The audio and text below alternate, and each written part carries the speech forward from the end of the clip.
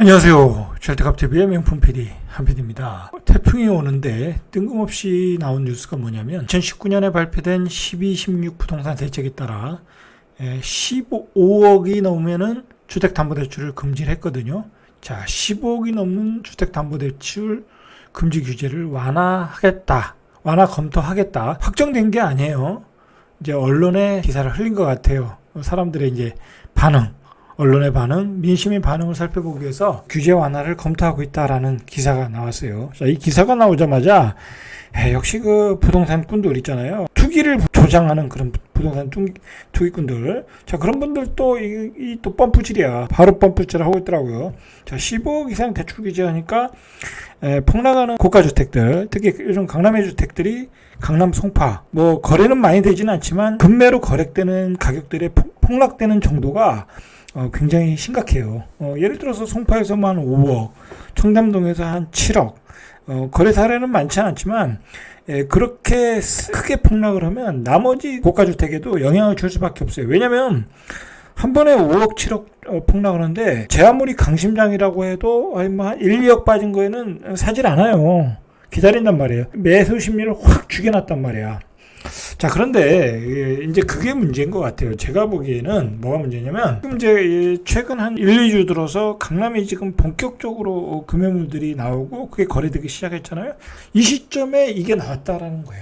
결론적으로 얘기하지만 지금 윤석열 정부는 국민들이 집값을 잡으라고 대통령을 만들어준 거예요. 하도 좌파 정권에서 집값을 온갖 그 이상한 규제들을 만들어가지고 집값을 올려놔가지고 시장을 정상화해라.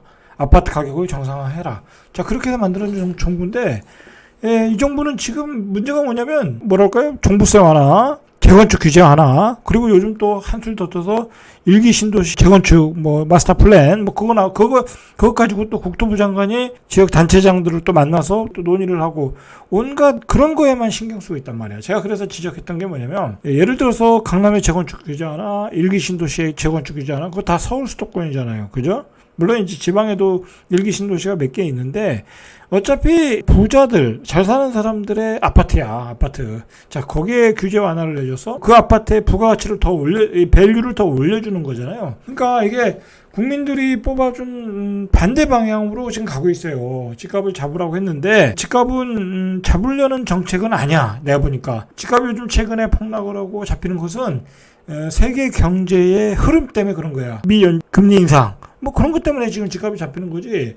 실질적으로 윤석열 정부에서 정책을 써서 집값이 잡힌 거는 상생임대밖에 없어. 내가 보기에는 상생임대. 그건 뭐 전세가 폭락시켰으니까 상생임대는 어떤 신의 한 수가 됐어 분명히. 그러나 지금 나오는 정책들이 뭐랄까요, 부자들을 위한, 강남에 사는 사람들 또는 일기 신도시에 사는 사람들을 위한 정책들이야.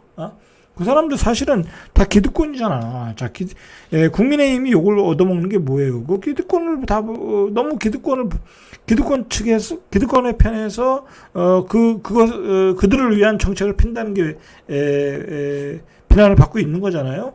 자, 그런데 갑자기 뜬금없이 지금 강남에 많은 거품이 꼈던 게, 뭐, 강남에 32평 아파트가 뭐 40억, 뭐, 그거 사실 말이 안 되잖아요. 말이 안 되는데, 자, 그것이 이제 폭락을 하기 시작하니까 뜬금없이 주말에 15억 넘는 주택담보대출 금지 규제를 완화하겠다. 이거는 사실 지금 윤석열 정부에서 이거 규제 완화하는 것은 굉장한 정치적 부담이 있어. 민주당의 역공을 만날 수 있어.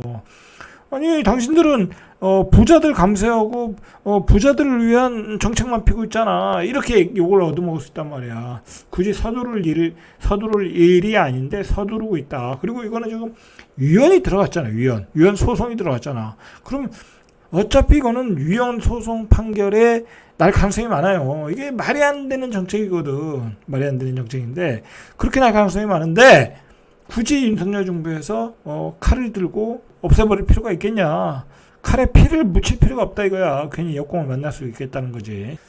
자, 윤석열 정부 입장은 이게 부동산 시장 심리가 요즘 유축되고 대출 규제를 풀어서 부동산 시장 심리가 크게 유축되자 대출 규제를 풀어서 폭락하는 집값을 좀 막아보겠다라는 의도잖아요. 막아보겠다. 근데 지금 막을 필요가 없어요. 지금 떨어지지도 않았는데 왜 막냐고. 지금 집값이 강남의 집값이 3배 올랐는데 거기서 그 가격에 정상화를 가고 있는데 거기서 왜 막아보겠다고 그러냐고. 지금 이 정책이 우선순위의 정책은 아닌 것 같아요. 제가 보기에는.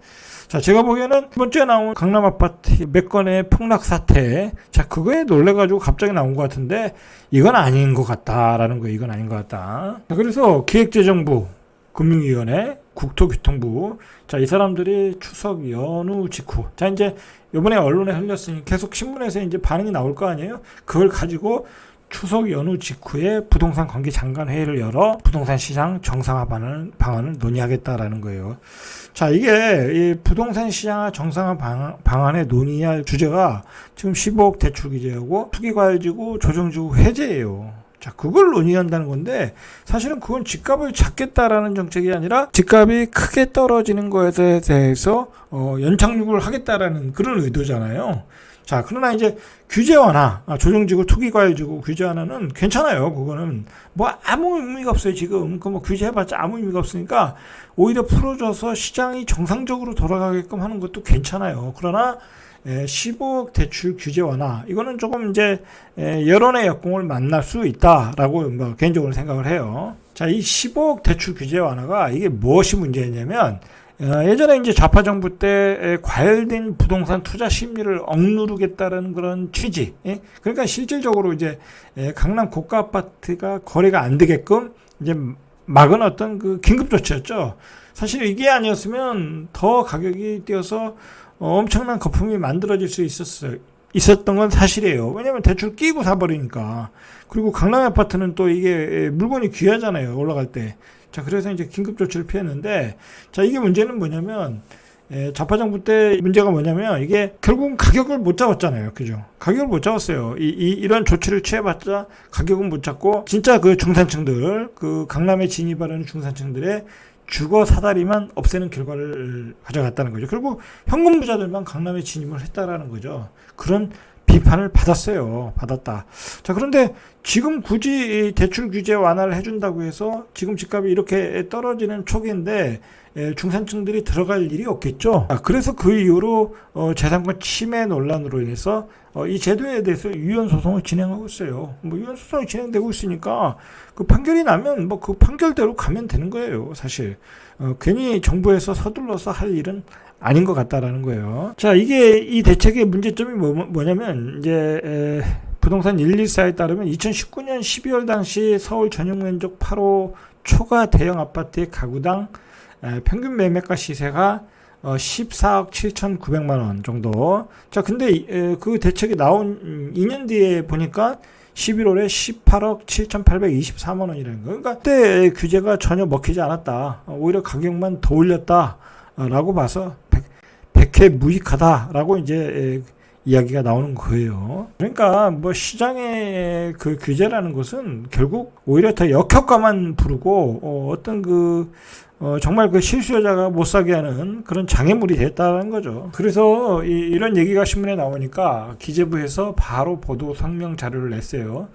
정부는 시장 상황, 주택 수급 여건 등을 종합적으로 고려해서 부동산 제도의 질서 있는 정상화를 추진 중이나 정책 과제 및 정책 발표 일정에 대해서는 관계부처 간 협의가 이루어지거나 결정된 바가 없다. 한마디로 결정된 바가 없다라는 거예요.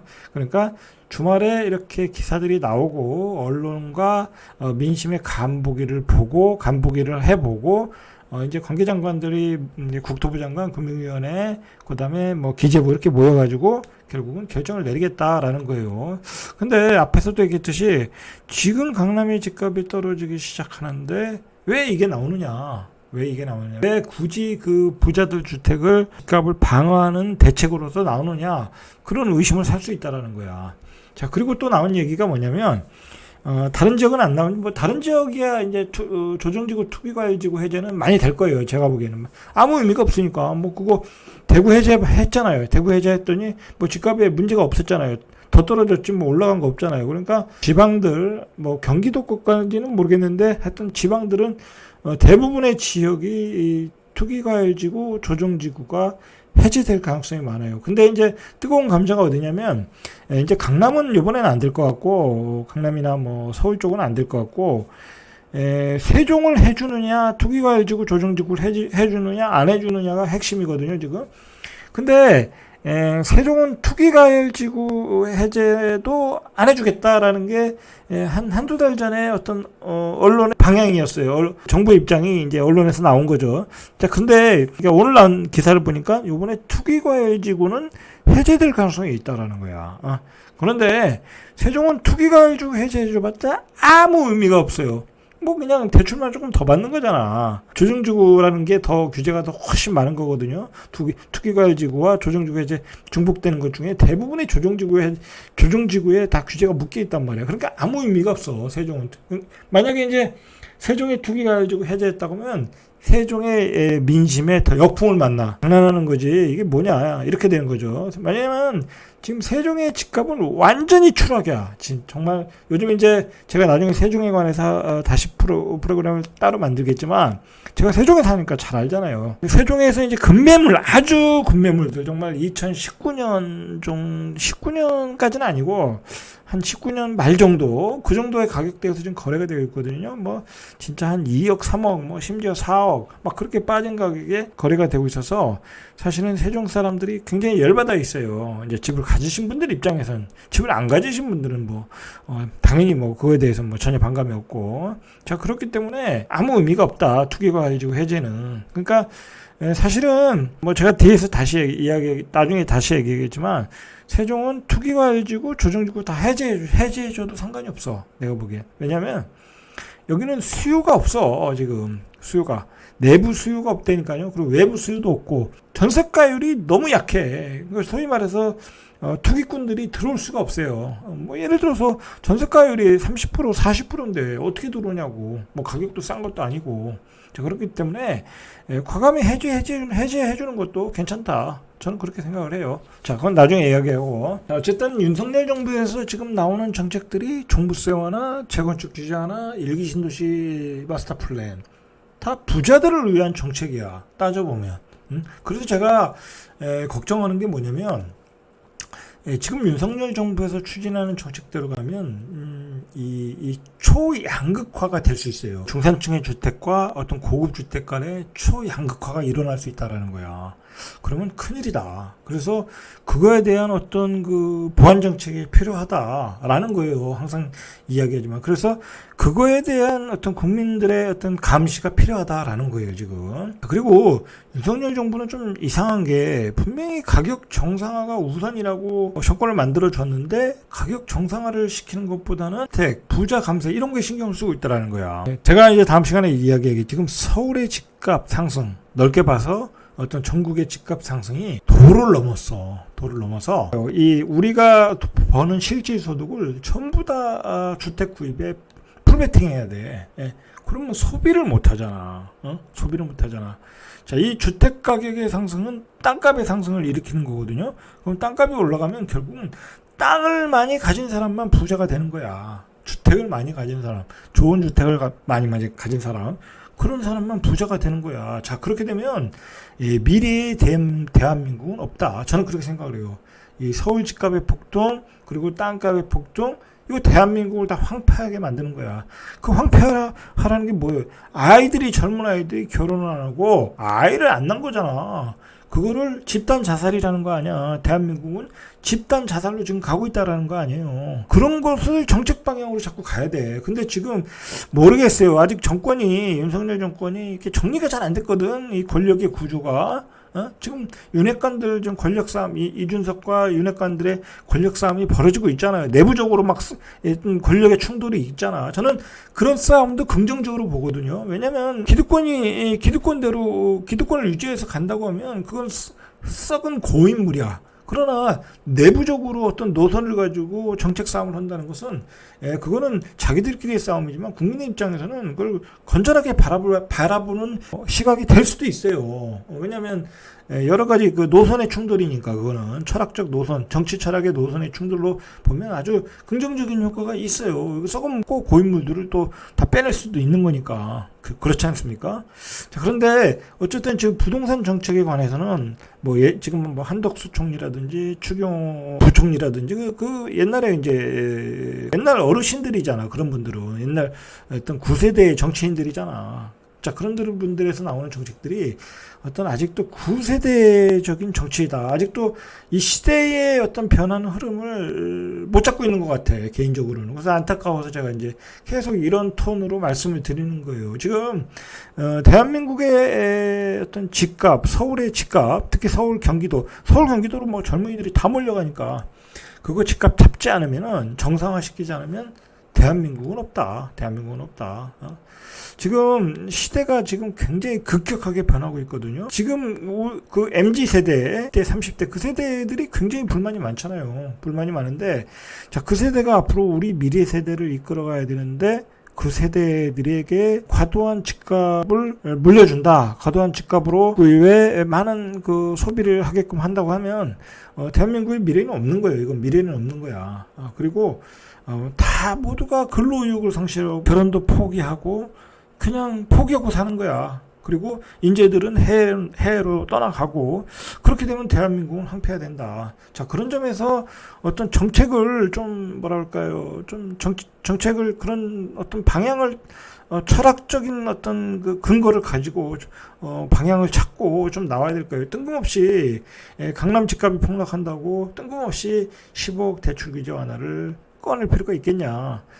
유언 소송 결정이 뭐 언제인지 모르겠지만 그 결과가 나오는 대로 해도 결국 늦지 않는데. 자, 이상 절대값TV의 명품 PD 한 PD였습니다.